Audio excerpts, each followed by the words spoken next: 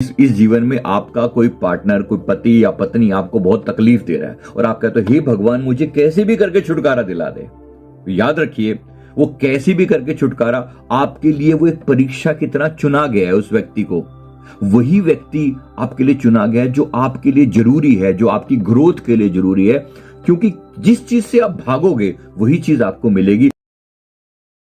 नमस्कार, self awakening mission से संजीव मलिक। दोस्तों, आज मैं आपको कर्मों के 10 नियमों के बारे में बताने वाला हूं। कर्म के 10 सिद्धांत हैं और ये इतनी गजब की चीजें आपको लर्न होंगी जिससे आप बहुत कुछ समझ पाएंगे कर्मों के बारे में। इस पर मैंने एक विस्तार से पुस्तक भी लिखी है। जैसे आप सभी को पता है कि मैं एक पास्ट लाइफ रिग्रेशन थेरेपिस्ट हूं, जिसमें मैंने लगभग 8000 से ज्यादा लोगों के पास्ट लाइफ किए हैं। इतने लोगों के पास देखकर अनेक चीजें समझ में आई हैं और जिन सिद्धांतों की व्याख्या मैं अब कर रहा हूं, ये आपको कुछ हद तक कुछ पार्ट इसका पता होगा, लेकिन इतने विस्तार से नहीं पता होगा। तो इस पुस्तक को जरूर पढ़िएगा, मौका मिले तो। मैं आपको आज संक्षेप में कुछ बातें बताता हूं। कर्म का सिद्धांत का मुख्य पार्ट क्या है। सबसे पहली चीज है, it's a great law. Number 1, great law. ये एक ऐसा महान कानून है, जैसा बोओगे वैसा काटोगे। इस पुस्तक का नाम भी कर्मों की खेती है। जैसा बोओगे वैसा काटोगे। जैसा करेंगे इस हर एक्शन का एक रिएक्शन होगा ही होगा। इसमें मैंने 40 से ज्यादा अलग अलग लोगों के कर्मों के किस्से शेयर किए हैं, समस्याएं शेयर की हैं जरा विस्तार से, कि इसका अर्थ कर्मों का से आप कभी भी बच नहीं सकते। कोई भी छोटे से छोटा काम जो हमने कभी भी दुनिया से छुप कर भी क्यों ना किया हो, उससे आप भाग नहीं सकते। तो कर्म का सिद्धांत अटूट है, इसलिए ये एक महान कानून है, एक ग्रेट लॉ है। इससे यानी जो कुछ भी आपने किया है, छोटे से छोटा बड़े से बड़ा, मन के अंदर विचार भी किया या किसी को धोखा दिया या किसी को किसी भी लेवल पर चीट किया, दुख दिया, दर्द दिया, पीड़ा दी, अच्छा किया, बुरा किया, हर चीज का रिएक्शन मिलना ही मिलना है। अगर इसलिए अच्छा पाना चाहते हैं तो अच्छा करना सीखना होगा। यही इस महान कानून का बेस है। जैसा बोओगे वैसा काटोगे, ये सिद्धांत अटूट है। इस सिद्धांत से कोई बच नहीं सकता। इसलिए लॉ ऑफ अट्रैक्शन की तरह ही, जैसे ये लॉ ऑफ अट्रैक्शन का सिद्धांत है ना, वैसे ये भी सिद्धांत है कि जैसा सोचते हैं वैसे ही बन जाते हैं। तो अगर आप अच्छा बनना चाहते हैं तो अच्छा सोच डालिए, क्योंकि जैसा सोचेंगे वैसी ही चीजें आपके जीवन में अट्रैक्ट होंगी। ये पहला नियम है, द ग्रेट लॉ। सेकंड, कर्म का जो दूसरा सिद्धांत है वो है the law of creation. The law of creation का मतलब है कि ये एक ऐसा नियम है जिसमें ये यूनिवर्स ऐसे ही काम नहीं करता। इसके लिए आपकी प्रेजेंस चाहिए, इसके लिए आपका होना चाहिए। तो कर्म क्रिएट किए जाते हैं। द लॉ ऑफ क्रिएशन, कर्म क्रिएट किए जाते हैं। अगर कुछ बनना चाहते हैं तो आपको एक्शन लेना पड़ेगा। आपके बिना काम नहीं होगा, आपके बिना काम नहीं होगा। ये है लॉ ऑफ क्रिएशन। क्रिएट कीजिए, क्रिएट कीजिए। If you want to achieve something, create it. परमात्मा बैठकर कुछ भी आपको अपने आप नहीं दे देगा कि आप इस संसार में, जिस व्यक्ति ने कुछ भी पाया है ना, वो कुछ भी अपनी एक्शन से पाया है, अपनी एफर्ट से पाया है। तो किसी को देखकर जेलसी भी मत कीजिए कि इस व्यक्ति के पास इतना क्यों है, मेरे पास क्यों नहीं। डेफिनेटली आपने जैसा किया है वैसा ही आपको मिल रहा है। तो कर्म का ये सिद्धांत जो है वो अटूट है। ये है निर्माण का नियम। You are the creator, you are the creator. आप अपने कर्मों के निर्माता खुद हैं। जैसा करना चाहते हैं, जैसा चाहते हैं कि रिजल्ट मिले, तो वैसा ही कीजिए भी सही। ये है निर्माण का नियम। बहुत ही गजब का है, जरा ध्यान से अपने अंदर। इसका मतलब है कि अगर आप चाहते हैं कि आपके जीवन में अच्छा हो, तो अच्छा कीजिए, अभी से कीजिए। देखिए, किसी भी चीज में पहले अपना फायदा सोचने की बजाय सबके कल्याण हेतु सोचिए कि सामने वाले का फायदा क्या होगा। हमेशा अपने बारे में ही मत सोचते रहिए। क्रिएट कीजिए, क्रिएट कीजिए। बिना कर्म के यहां कुछ नहीं मिलता।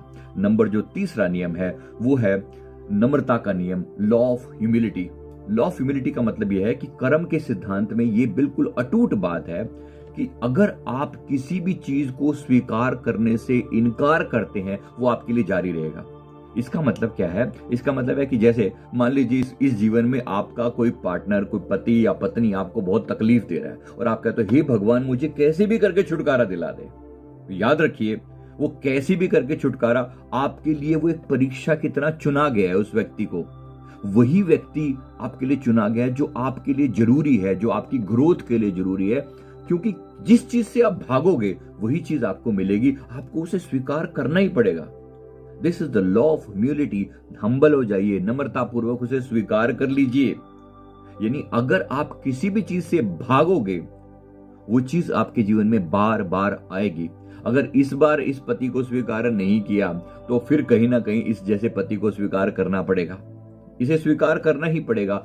यही है लॉ ऑफ ह्यूमिलिटी। तो जो दिया जा रहा है उसे प्यार से स्वीकार करो। हर चीज के लिए लड़ा नहीं जाता, हर चीज के लिए युद्ध नहीं किया जाता। तो जो है उसे स्वीकार करो, जो दिया गया है। जिन कंडीशंस को आप बदल नहीं सकते, जिन्हें बदल सकते हो बदलो, जिन्हें बदल सकते हो बदलो, लेकिन कुछ चीजों को आप बदल नहीं सकते उन्हें स्वीकार करो। इसका मतलब है कि जो चीजें जब आप उन्हें स्वीकार कर लेते हैं तो वो चीजें आप उससे आगे बढ़ जाते हैं। इसके बाद अगला जो नियम आ रहा है वो इससे आगे बढ़ने वाला नियम है। तो नंबर 4, चौथा जो नियम है वो है the law of growth. The law of growth का मतलब है विकास का नियम। यानी जो कुछ भी कंडीशंस कर्मों के हिसाब से आपको दी जा रही हैं वो आपकी ग्रोथ के लिए ही हैं, वो आपकी ग्रोथ के लिए हैं, वो आपकी तरक्की के लिए। देखना जीवन में आने वाली हर चैलेंज, हर असुविधा, हर तकलीफ आपको कहीं आगे लेकर जा रही है। क्या आप आगे बढ़ रहे हैं? आप प्यार से बढ़ रहे हैं या शिकायत भाव से बढ़ रहे हैं? आप खुश होकर बढ़ रहे हैं या लड़ रहे हैं अभी भी? तो ये है law of growth. Law of growth का अर्थ ही यही है कि आपको जो भी दिया जा रहा है वो आपको ग्रोथ करने के लिए दिया जा रहा है। तो इसके लिए चीज को स्वीकार करें। जो कुछ भी मिला है, परमात्मा ने जो कंडीशंस दी हैं, इसी कंडीशंस के हिसाब से आगे बढ़ना। यही माता पिता दिए हैं, यही पढ़ाई दी है, यही एजुकेशन है, यही दोस्त हैं, यही कंडीशंस हैं, यही आपकी ग्रोथ के लिए जरूरी हैं। इन्हें स्वीकार करें, तभी आप जितना भी इस चीज को रियलाइज करते जाएंगे आप इसमें आगे बढ़ते चले जाएंगे। अभी अगले नियम और देखिए, और मजेदार नियम है, आपको बड़ा मजा आएगा इसको सुनने में, समझने में। तो कर्म के सिद्धांत को पूरा समझना जरूरी है। नंबर 5, जिम्मेवारी का नियम, यानी लॉ ऑफ रिस्पॉन्सिबिलिटी। यानी आप अपने कर्मों के लिए खुद ही जिम्मेवार हैं, आप इनसे भाग नहीं सकते। जो आप कर रहे हैं उसके लिए आप ही जिम्मेवार हैं। यानी आपकी जिंदगी में अगर कोई रायता फैला है तो आप ही ने फैलाया है। किसी भी चीज की जिम्मेवारी दूसरों पर मत थोपिए कि मेरी जिंदगी में इस बंदे ने नरक घोल रखा है। ऐसा लोग बोलते हैं, मेरी जिंदगी में इस बंदे ने नरक घोल रखा है, मैं दुखी हूं तो इसकी वजह से दुखी हूं, उसने मुझे चीट ना किया होता ना तो आज मैं पता नहीं कहां का कहां होता।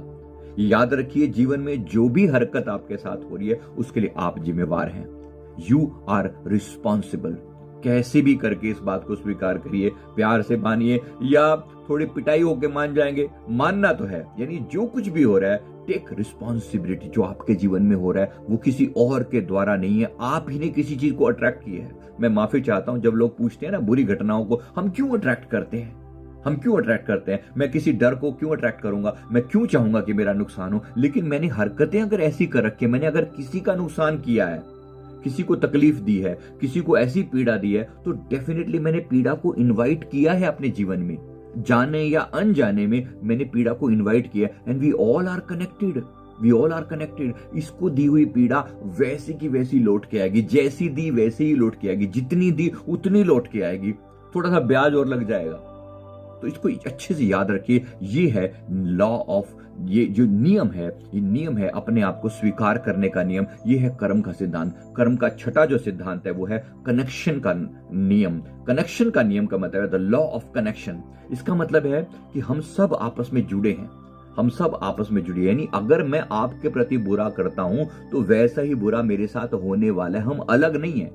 जैसे मैं अपने एक हाथ से अपने आप को तमाचा लगाऊं, अपने एक हाथ से अपने दूसरे हाथ को चूंटी काटूं, ये इस तरीके से अगर मैं एक हाथ मेरा दूसरे हाथ को धोखा दे तो वो धोखा अल्टीमेटली किसको मिला, मुझे ही धोखा मिला ना, मैंने एक हाथ से दूसरे हाथ को पीड़ा दी। यानी अगर मैंने किसी भी व्यक्ति को पीड़ा दी, हम सब कहीं ना कहीं कनेक्टेड हैं, हम सब आपस में कनेक्टेड हैं। किसी को दी हुई पीड़ा वो यूं की यूं लौट कर आएगी।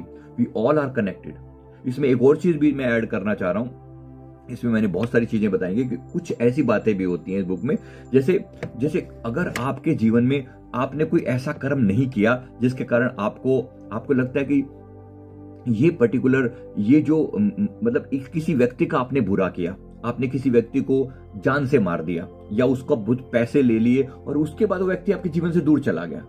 आपने पैसे ले लिए, लौटाए नहीं, लेकिन वो व्यक्ति आपके जीवन से दूर चला गया। आपको लगा कि बात खत्म हो गई।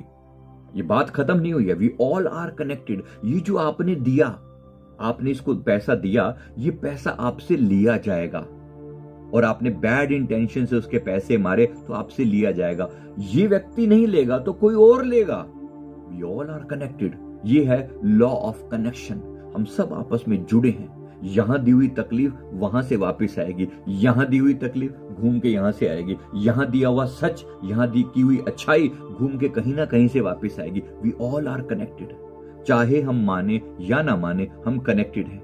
इसके अलावा नंबर 7, फोकस का नियम। तो फोकस का जो नियम है ये है कि इसका मतलब है कि एक समय में एक ही चीज पर फोकस कीजिए। आप एक ही समय में एक ही चीज पर फोकस कीजिए। यानी कर्म के सिद्धांत में ये बात आती है कि अगर आपका फोकस यानी कि बहुत सारी चीजों पर जो लोग फोकस करते हैं ना, वो अपने टास्क, अपने पाथ से भटक जाते हैं। एक समय में एक ही चीज। आपके जीवन में इंपॉर्टेंट चीजें 10 हो सकती हैं, लेकिन इस मोमेंट पे, इस समय, इस व्यक्ति, इस चीज से, इस घटना से, इस बात से जरूरी कुछ और नहीं जो अभी आप कर रहे हैं। इसका मतलब है पूरी फोकस के साथ, पूरी कंसंट्रेशन के साथ, पूरे ध्यान से कर्म कीजिए। पूरे ध्यान से कर्म कीजिए। स्किप नहीं कर सकते। बाद में आप एक्सक्यूज नहीं दे सकते, आप बहाना नहीं लगा सकते कि नहीं नहीं नहीं, मुझे तो पता ही नहीं था, मेरा तो ध्यान कहीं और था, मैंने तो गलती से गलती कर दी। गलती से गलती नहीं होती भैया, गलती से गलती नहीं होती। तो focus focus focus on the Karma. और इंटेंशन वहां बहुत जरूरी है। किसी को भी कोई काम करते हुए किसी व्यक्ति के प्रति इंटेंशन डालिए। यानी इंटेंशन डालिए कि इसका भला हो इससे। अगर आपके को लग रहा है कि इस व्यक्ति के साथ आपका ये घटना जो है, जैसे मान लो किसी को आप कुछ खाने को दे रहे हो, यानी कोई आपके दुकान पे ग्राहक आ रहा है, उसको कुछ दे रहे हो आप, जो भी आप दे रहे हो उसमें इंटेंशन डाल के दो। इंटेंशन डाल के दो कि इससे इसका भला हो, इससे इसका कल्याण हो। केवल अपने फायदे की मत सोचो, पहले उसके फायदे की सोचो। परमात्मा आपके फायदे की सोचेगा। इसका अर्थ यह है। नंबर 8, देने और आतिथ्य का कानून। The law of giving and hospitality. The law of giving का मतलब है कि जो जिस चीज पर आप विश्वास कर सकते हो कि आप कर सकते हो, वही वो आपको जरूर करना चाहिए। दीजिए दीजिए, देंगे तो लौट कर आएगा। The law of giving. मेरे सदगुरुदेव भगवान जी, एक बार किसी संत जी से उनकी कोई बात हो रही थी, तो गुरुदेव ने उनसे कहा कि इस वहां पर एक सेवादार के बारे में गुरुदेव ने कहा कि आप ये सेवादार हमें दे दीजिए, हमें किसी विशेष चीज के लिए, किसी विशेष काम के लिए इनकी जरूरत है, इनके किसी टैलेंट की जरूरत है। तो उन्होंने थोड़ी नानुकुर करी।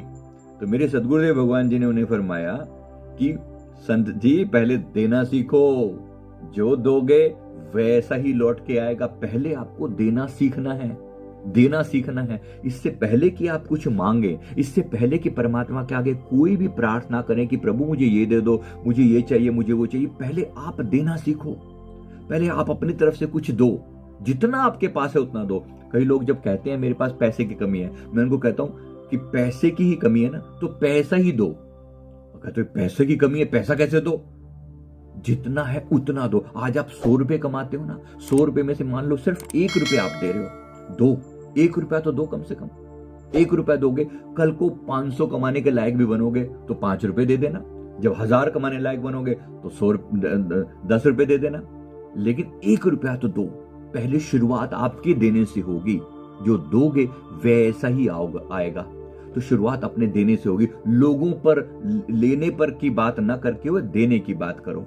ये है नंबर 8। नंबर 9 का जो कानून है वो है the law of here and now. तो law of here and now का मतलब ये है कि ये याद दिलाना आपको कि जो है वो आज है, अभी है। अगर आपके पास्ट में भी आपने कोई गलती करी है, उसको पीछे जाकर आप नहीं सुधार सकते। आज ही सुधारना पड़ेगा, आज ही यही सुधारना पड़ेगा। और अगर फ्यूचर में भी अगर आपको कुछ अच्छा पाना है तो अभी उसके बीज डालने पड़ेंगे। Here and now. अभी और यही, जो कुछ भी है वो यही है, बेस्ट है। अब आप सोचिए, नहीं नहीं, फ्यूचर में मैं कोई ऐसा काम करूंगा जिससे मैं सब ठीक कर दूंगा। जो लोग कहते हैं मैं आगे चल के मेडिटेशन करूंगा, खूब मेडिटेशन करूंगा जब मैं फ्री हो जाऊंगा, कभी नहीं होगा ऐसा। It's here and now. जो कुछ भी, जिन परिस्थितियों में आपको डाला गया है, यही परिस्थितियां आपके लिए सर्वोत्तम है। तो ये है अभी और नाउ, यही हियर एंड नाउ का कानून और मोस्ट इंपॉर्टेंट है। और इसके बाद नंबर 10 है द लॉ ऑफ चेंज, परिवर्तन का नियम। परिवर्तन का नियम 10वां नियम है। ये इसका मतलब है, जब तक आप खुद को नहीं बदलते तब तक आप भविष्य को नहीं बदल सकते। And change is the only constant thing in this world. Change होता रहेगा, चीजें बदलती रहेंगी। आपको पहले खुद को बदलना सीखना है, उसके बाद ही भविष्य बदलेगा, उसके बाद ही समय बदलेगा। इसलिए आपको बार बार मौका दिया जाता है, law of change, change yourself और टाइम विल चेंज। समय बदल जाएगा थोड़े समय के बाद, फिर आप बदल नहीं पाएंगे। अभी जो किया जा सकता है वो अभी किया जा सकता है, बाद में नहीं हो पाएगा, नहीं हो पाएगा, नहीं हो पाएगा, अभी और नाउ। इसीलिए मेडिटेशन के बीज अभी बोलो अपने दिमाग में, मां परमात्मा के नाम का जाप करके अपनी आत्मा का कल्याण कर लो। बार बार ये मौका नहीं मिलेगा, यही मौका है, यही मौका है परमात्मा को पाने का, अपनी आत्मा को जानने का, यही मौका है अपनी आत्मा के कल्याण का। बार बार ये मौका नहीं मिलेगा। मैं उम्मीद करता हूं ये है ये 10 नियम जो है, कर्मों के 10 नियम है। जरूर पढ़िएगा, जरूर इनको समझिएगा और जीवन में अप्लाई कीजिएगा। और ये पुस्तक के लिए अगर आपका दिल करे तो जरूर आप अमेजोन से मंगा सकते हैं। थैंक यू वेरी मच, बहुत बहुत शुक्रिया, बहुत बहुत शुक्रिया। वीडियो को लाइक कर दें, शेयर करें, चैनल को जरूर सब्सक्राइब कर लें। Thank you very much.